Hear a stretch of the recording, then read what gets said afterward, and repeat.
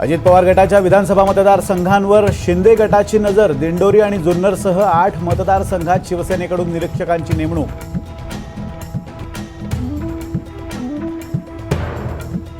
सरकार येताच मुंबईची लूट करणाऱ्यांना जेलमध्ये टाकणार। आदित्य ठाकरेंचं वक्तव्य। महानगरपालिकेमध्ये रस्ता घोटाळा झाल्याचाही दावा। आश्वासन देऊनही वडिलांना राज्यपालपद दिलं नाही। अभिजित अडसुळांकडून नाराजी व्यक्त। भाजपकडून अपमान आणि अन्याय होत असल्याचंही वक्तव्य।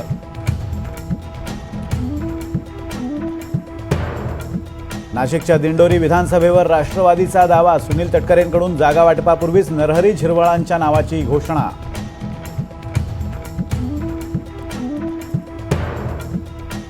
तीन वर्षांपूर्वी समित कदमांच्या माध्यमातून आदित्य ठाकरे आणि पार्थ पवारांवर खोट्या आरोपांसाठी दबाव। अनिल देशमुखांचा दावा।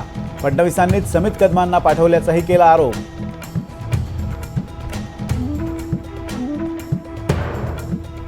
महाराष्ट्रात मणिपूरसारखी दंगल घडण्याची शरद पवारांना भीती, तर शरद पवारांकडूनच राज्यात असंतोष पसरवण्याचं काम। भाजपकडून पवारांवर हल्लाबोल।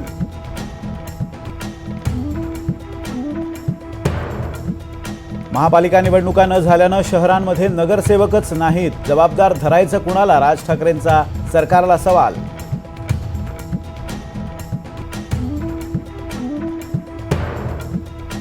बीडमध्ये पंकजा मुंडेंचं कार्यकर्त्यांकडून जंगी स्वागत। मुंडेंकडून शिवाजी महाराजांच्या पुतळ्यासह भगवान भक्तिगडावरही केलं अभिवादन।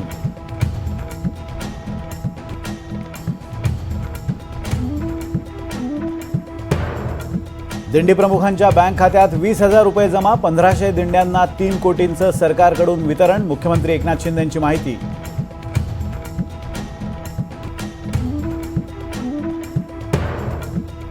विरारमध्ये रिसॉर्टवरच्या जमावाच्या मारहाणीत शिंदे गटाच्या पदाधिकाऱ्याचा मृत्यू। रिसॉर्टचं अनधिकृत बांधकाम तात्काळ जमीनदोस्त।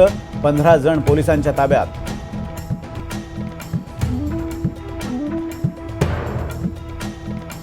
पुण्यात बंदी असलेल्या ब्ल्यू व्हेल गेमच्या नादात 15 वर्षीय मुलाची आत्महत्या। 14व्या मजल्यावरून उडी मारत संपवलं जीवन।